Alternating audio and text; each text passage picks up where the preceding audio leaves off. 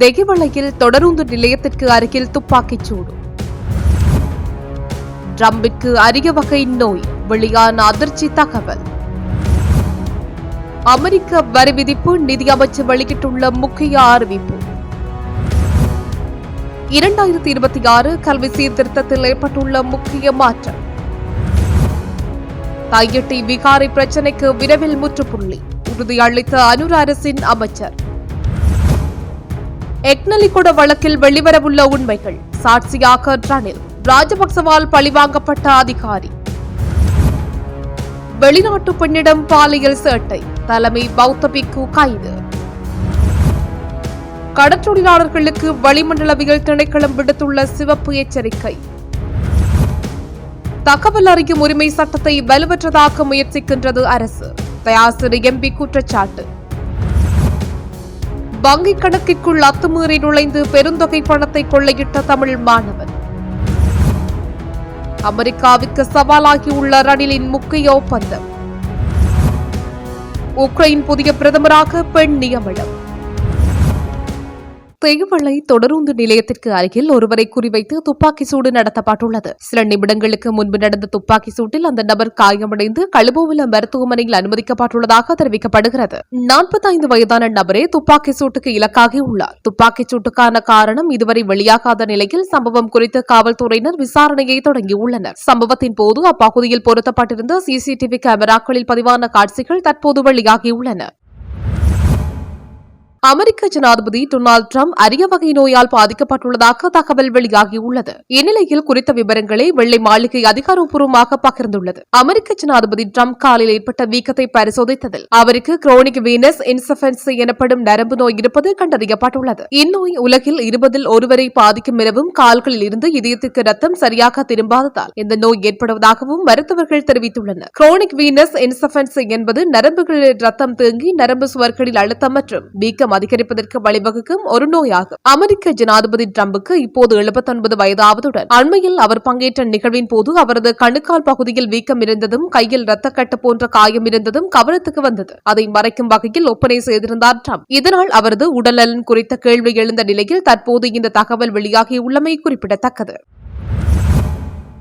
இதுவரை விதிக்கப்பட்ட பரஸ்பர வரிகளை குறைப்பது குறித்து அமெரிக்காவுடன் தொடர்ச்சியாக கலந்துரையாடல்கள் திட்டமிடப்பட்டுள்ளதாக நிதியமைச்சர் தெரிவித்துள்ளது. அதன்படி இலங்கை பிரதிநிதிகளுக்கும் அமெரிக்க வர்த்தக பிரதிநிதி அலுவலகத்துக்கும் இடையிலான சந்திப்பு இன்று நடைபெறும். இரு நாடுகளுக்கும் இடையிலான வர்த்தக மற்றும் முதலீட்டு உறவுகளை வலுப்படுத்துவதற்காக இந்த கலந்துரையாடல் மெய்நிகர் முறையில் நடத்தப்படும் என்று நிதியமைச்சர் தெரிவித்துள்ளது. நிதியமைச்சின் செயலாளர் ஹரிசன சூரிய பெரும மற்றும் பிற தொடர்புடைய அரசு அதிகாரிகளின் பங்கேற்புடன் இந்த கலந்துரையாடல் தொடங்கும். ஏப்ரலில் அமெரிக்கா ஆரம்பத்தில் இலங்கை மீது 44% பரஸ்பர வரியை விதித்தது. ஆனால் பின்னர் இந்த ஆண்டு ஆகஸ்ட் 1ஆம் தேதி முதல் நடைமுறைக்கு வரும் என்று எதிர்பார்க்கப்படும் கட்டணத்தை 30% குறைத்துள்ளது.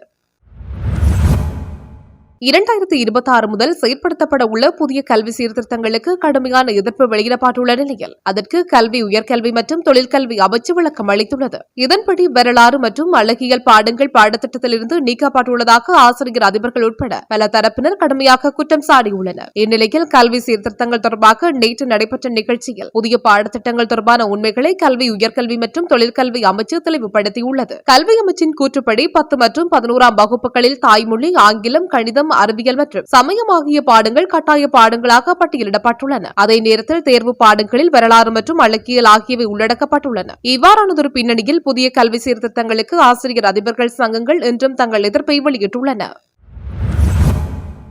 தையிட்டி திஸ்ஸவிகாரை பிரச்சினைக்கு விரைவில் முற்றுப்புள்ளி வைக்கப்படும் என கடற்றொழில் அமைச்சர் ராமலிங்கம் சந்திரசேகர் உறுதியளித்துள்ளார். யாழ்ப்பாணம் தையிட்டி பகுதியில் அமைந்துள்ள திஸ்ஸவிகாரைக்கு வியாழக்கிழமை மாலை வலிகாமம் வடக்கு பிரதேச சபையின் தவிசாளர் சோமசுந்தரம் சுகிர்தன் மற்றும் சபை உறுப்பினர்கள் நேரில் விஜயம் மேற்கொண்டனர். இதன்போது குறித்த பகுதியில் கட்டடம் ஒன்றை அமைப்பதற்காக கிடங்கு வெட்டப்பட்டிருந்த நிலை காணப்பட்டதாக வலிகாமம் வடக்கு பிரதேச சபையின் தவிசாளர் சோமசுந்தரம் சுகிர்தன் தெரிவித்துள்ளார். அதேவேளையில் கடற்றொழில் அமைச்சர் ராமலிங்கம் சந்திரசேகர், யாழ்ப்பாணம் மாவட்ட அரசாங்க அதிபர் மருதலிங்கம் பிரதீபன் உள்ளிட்ட பலரும் தையிட்டி திஸ்ஸவிகாரை பிரதேசத்துக்கு விஜயம் செய்தனர். இதன்போது அமைச்சர் கருத்து தெரிவிக்கையில் தையிட்டி திஸ்ஸவிகாரை பிரச்சினைக்கு விரைவில் முற்றுப்புள்ளி வைக்கப்படும் என உறுதியளித்துள்ளார். தனித்தனி விஜயமாக வந்திருந்த இரு குழுவினரும் அதேவேளை விகாரை வளாகத்தில் சந்தித்து பல முக்கிய விடயங்கள் தொடர்பாக கலந்துரையாடியமை குறிப்பிடத்தக்கது.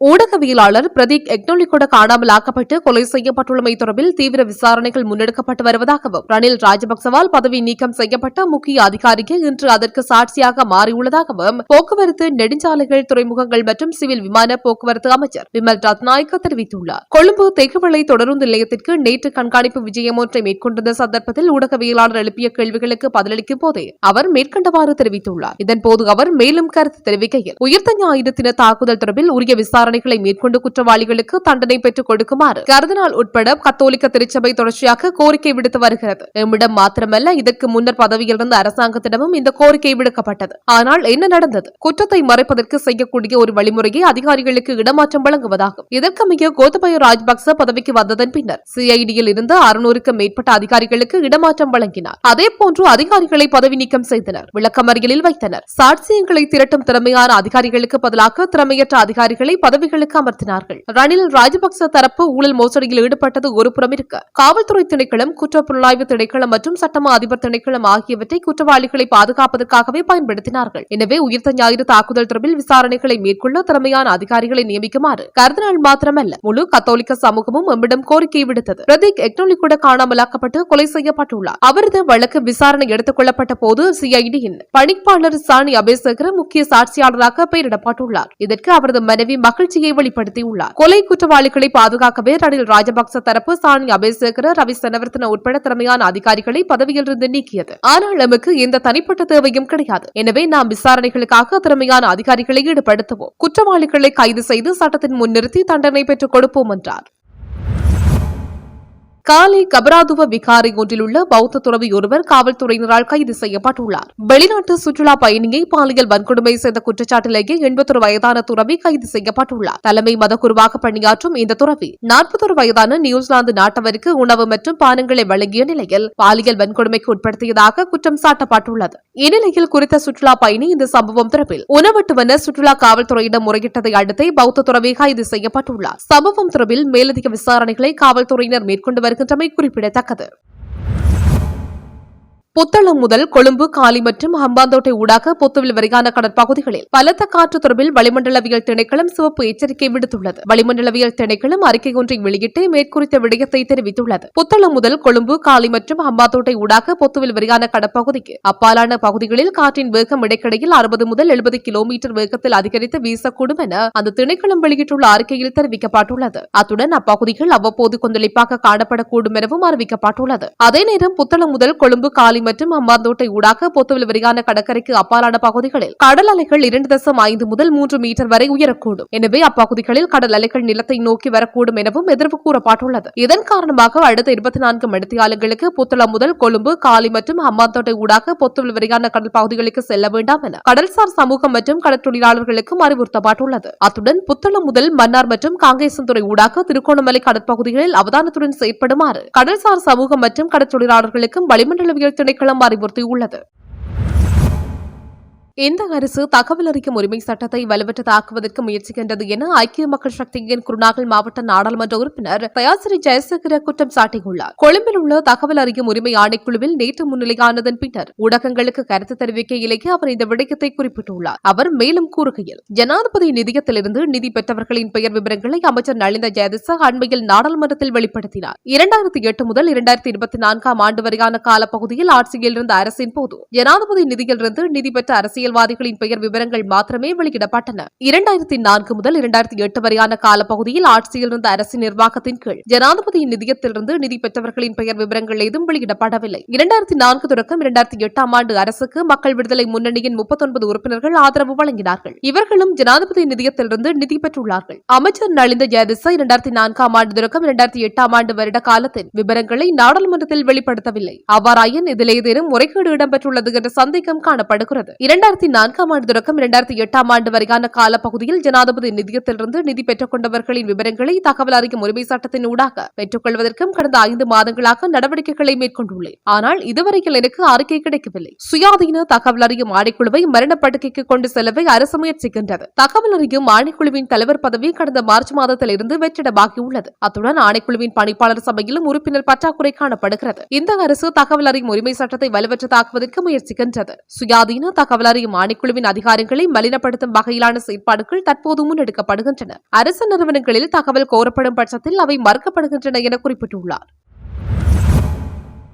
இலங்கையில் இணையமூடாக வங்கிக் கணக்கொன்றுக்குள் நுழைந்து 5 லட்சம் ரூபாய் பணத்தை கொள்ளையிட்ட மாணவன் கைது செய்யப்பட்டுள்ளார். ருகுணு பல்கலைக்கழக மாணவர் ஒருவரே இவ்வாறு நேற்று கைது செய்யப்பட்டதாக குற்றப்புலனாய்வு திணைக்களம் தெரிவித்துள்ளது. கைது செய்யப்பட்ட மாணவர் வவுனியாவை சேர்ந்த 25 வயதுடையவர் ஆவார். குற்றப்புலனாய்வு திணைக்களத்தின் கணினி குற்றப்புலனாய்வு பிரிவுக்கு கிடைத்த முறைப்பாட்டின் அடிப்படையில் விசாரணைகள் முன்னெடுக்கப்பட்டு சந்தேக நபர் கைது செய்யப்பட்டார். கைது செய்யப்பட்ட சந்தேக நபரை நீதிமன்றத்தில் முன்னிலைப்படுத்த போலீசார் நடவடிக்கை எடுத்துள்ளனர்.